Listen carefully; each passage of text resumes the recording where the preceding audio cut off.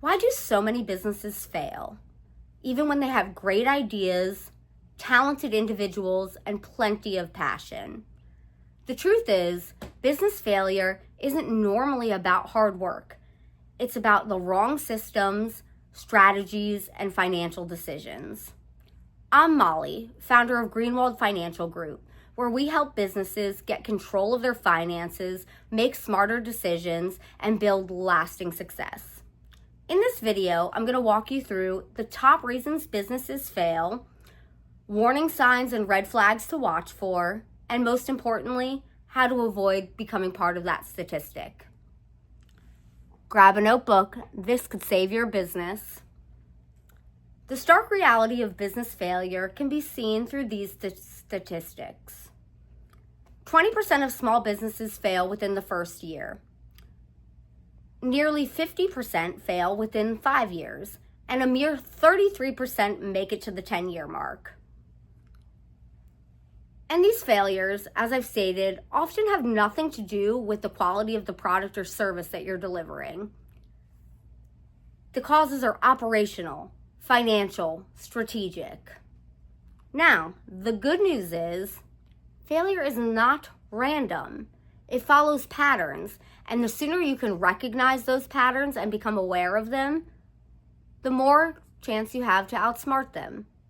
So without further ado, let's dive into the top 5 reasons that businesses fail. Reason number 1, poor financial management. Many business owners don't fully understand their numbers. Cash flow issues, undercapitalization, and profit margin mismanagement are rampant. Without solid financial visibility, decisions are reactive and not strategic. Now, I don't mean to say this to knock any or discount any business owners, as I'm one myself. What I mean by this is that numbers and metrics matter beyond what's displayed on the top and bottom line. The in-between and its implications, they matter.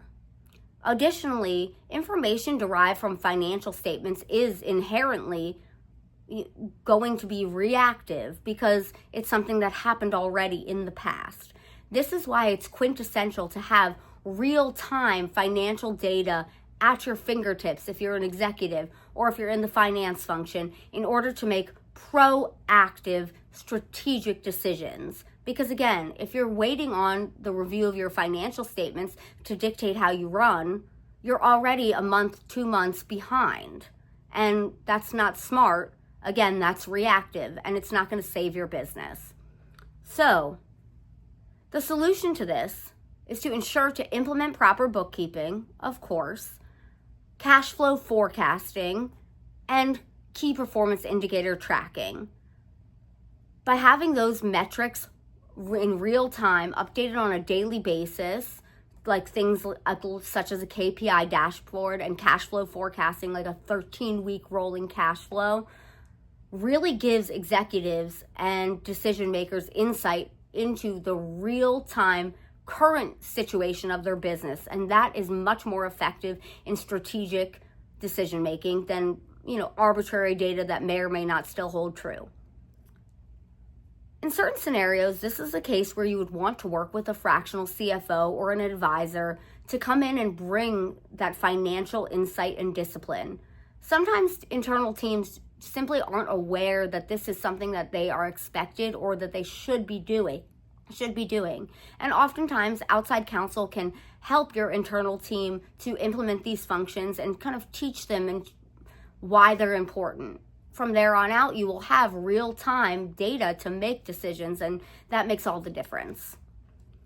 Reason number 2, lack of business planning and strategy. Yes, this is going to shock you how many businesses operate, in a laissez-faire, nonchalant manner, meaning that it is not planned and it's not strategic. If there's no clear roadmap, this leaves room for inconsistent results because you're not achieving anything and you're not measuring anything. Additionally, businesses often become entranced by shiny objects instead of focusing on core strengths. So, yes, you should always have a business plan And that should be something that is done upon inception. And in that, it should define your target audience, your goals, what have you. But it shouldn't be done just one time. It's something that consistently needs review and needs to be able to change and adapt along with the current market or the current geopolitical economic spectrum. That's why the ability to adapt and pivot when necessary is quintessential for success. If you're unable to do that, you will fail. So the solution is, yes, build a simple but strategic business plan that you review and adjust regularly based on market conditions. Be certain to define your revenue targets, your customer target market, and your growth milestones. And again, review and adjust as necessary, because this roadmap guides you, your decisions for the business, and how everyone operates within it. Reason number 3, weak operational systems. Now, this is something that I'm seeing more and more and have unfortunately experienced in a handful of businesses, so I feel it's very prevalent. In these situations with weak operational systems, the owner is often the bottleneck.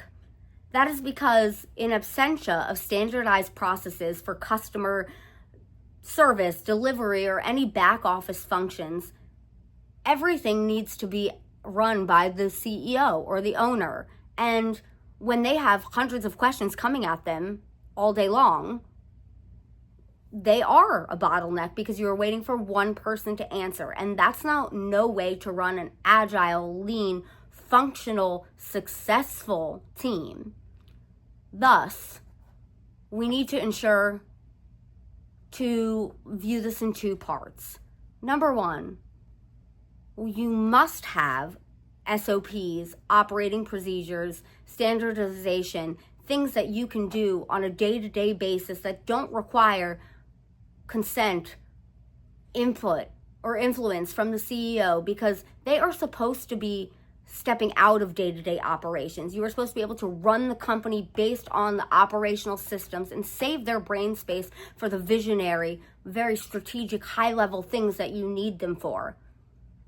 So, the solution to this, again, is to document your standard operating procedures for everything. It's also to invest in systems and processes that create consistency. Now, this is going to do more for a business than you even realize. Not only does it prevent the business from failing, but it makes the team, the entire company, more agile, more efficient. They have a reference point. It creates consistency in product and delivery, which also consequently augments the value of your brand. So there's a lot of value in doing this. And it also saves time and saves the brain space of the top people that you want to be using it for on strategic elements rather than day-to-day repetitive minute tasks that don't necessarily require that level of expertise. Lastly, automate repetitive tasks where possible. The benefit of working in being in an age where there is so much technology is not to replace the human capacity for thought, because in order to have a successful business, you need to have a strong business head. However, tasks that are repetitive that can be automated should be, because then you're saving valuable brain space and time and energy and being able to use it on other things. It's very, very simple. Reason number 4 is misunderstanding the market or the customer. This means selling the wrong product to the wrong audience or failing to adapt to the customer feedback or market changes.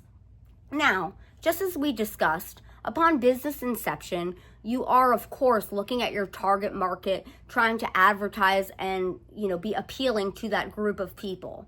However, this is something, just like your business plan, that needs to be consistently reevaluated, especially in today's current landscape where the geopolitical economic climate is constantly changing and new competitors and arenas of operation are occurring every single day. So it's quintessential to Continuously gather customer feedback and actually use it, because the cost of acquiring a new customer versus retaining one you have already is significantly higher. So there's financial impact there as well. Additionally, you need to stay informed of industry trends, changes, and things that are going on in the market and with your competitors, direct or indirect. Knowledge is power. Lastly, and most importantly, you must be willing to pivot when necessary. Again, adapt or die is the only way that a business can be resilient and successful. Because if you refuse to do so, you will be stagnant, you will be stuck, and you will be run over by your competitors. Reason number 5 for business failure is underestimating expenses and overestimating revenue. Businesses often budget on best case scenario, and in doing so, they overlook hidden costs or unexpected slowdowns. The best way to combat this is to build conservative financial projections, something that I'm a really big proponent of and that I always provide for businesses I work with, and in the past when I work for them, are creating multiple projections with different scenario analysis, just so all the bases are covered. This means best case scenario, worst case scenario, and expected or live case. This way, decision makers can see a variety of options, the implications that will happen depending on the move they choose, and they can find something that is palatable to their risk appetite. Additionally, and as any good CFO or financial professional will tell you, maintain a financial buffer or a reserve account for resilience. This is just smart and safe. Oftentimes, and really in most resilient businesses, not only do you want to have a buffer in your main account, but even having a reserve account that doesn't get touched unless it is a dire situation is very important. And when I mean dire situation, this is where CFOs sometimes have to stand up and say no to a CEO, that these are really for dire situations, not just because you need something, just because you want something. It is there, and it's your safety net, and it's how businesses can sometimes survive. So it is quintessential to have that, just like it's quintessential to have savings if you're a regular individual. Now let's segue into segment number 3, the warning signs of trouble. Look for these red flags: inconsistent or declining revenue, tight cash flow despite sales growth, high customer churn or dissatisfaction, owner burnout from wearing too many hats. I told you that would happen. Financial statements that don't make sense, or worse, no financial statements at all.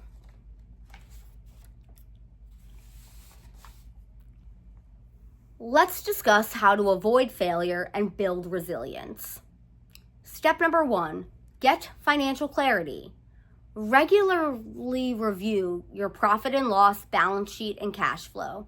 Of course, I'm anticipating that most businesses are, or if they're not, they should be, doing this on a monthly basis or quarterly, depending upon size, when the month end is closed and you have your financial statement package.